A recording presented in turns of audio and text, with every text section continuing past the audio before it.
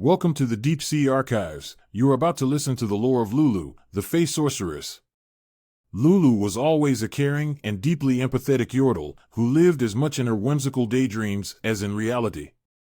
One day, while wandering the material realm, she came upon what appeared to be a bird with a broken wing. She ran to help, at which point the bird turned into a tiny, mischievous Fae spirit. Before she could react, the fairy grabbed her walking stick and took off. Giggling, Lulu gave chase. The spirit led her far into the forest. They went over boulders, under logs, and around ancient, overgrown stone circles. The fairy darted into a cave hidden behind a waterfall, and Lulu went after it. It flittered ahead, always just out of reach. Down and down and down they went. Lulu tumbled and scrambled around twisted roots and glowing mushrooms, and at some point they crossed over into the spirit realm without her realizing it. Their surroundings became progressively stranger and more disorienting. Up became down, forward became backward, big became small. Finally, after what seemed forever, Lulu caught up with the fairy, whose name, she discovered, was Pix. With a click of his tiny fingers, Pix turned her humble walking stick into a spiraling staff and tossed it back to her. It sprouted leaves and flowers, making Lulu gasp in delight. So began their forever friendship, built of mischief, fun, and love of nature. Pix had led her to the glade. Bandle City, Lulu's home, was a bizarre and magical place that defied logic, where time was meaningless and the natural laws of the material realm did not wholly apply. And yet the glade was a place stranger still. It existed long before yordles came into the world, and it was perhaps from the glade that Bandle City itself sprung. A place of raw primordial magic, it was hidden away so deeply that no yordle had ever found it, until now. Here, Lulu's own magic became wildly magnified. Laughing joyfully, she discovered she could reshape her surroundings at will, as well as alter her form to whatever she wanted. Everything and anything from her overactive imagination came to life.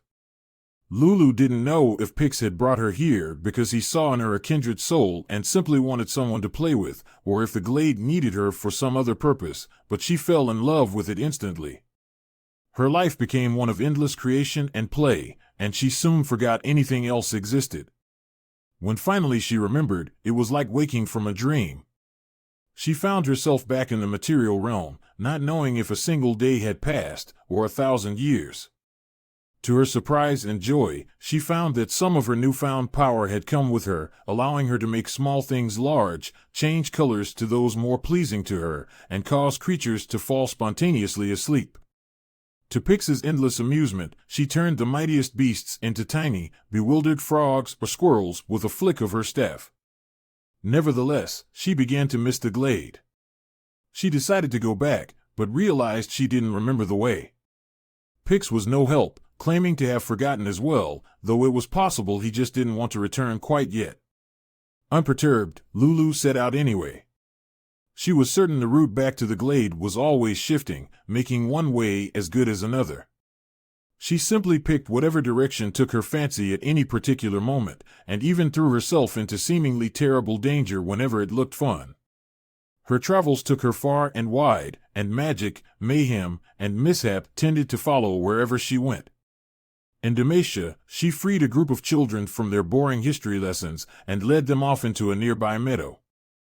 Her game resulted in them being turned into toadstools for a full turn of the moon, while their desperate parents and the local militia searched for them in vain. It wasn't quite what Lulu had intended, but fun nonetheless. When the children finally returned home and told everyone what had happened, no one believed them. In the borderlands of the Freljord, Lulu thought it would be hilarious to change the weapons of two rival tribes into flowers just as they clashed, which resulted in absolute chaos and confusion. More recently, she has found herself happily lost in Ionia, playing in the glowing everblooms of Kalin, and playing pranks on bewildered acolytes of the Order of Shadow, who she thinks are far too serious for their own good. While Lulu seeks to return to the glade, and misses it, she is happy, for every day brings more opportunity for adventure and fun. And besides, she has come to realize that she carries a part of the glade in her heart, wherever she goes.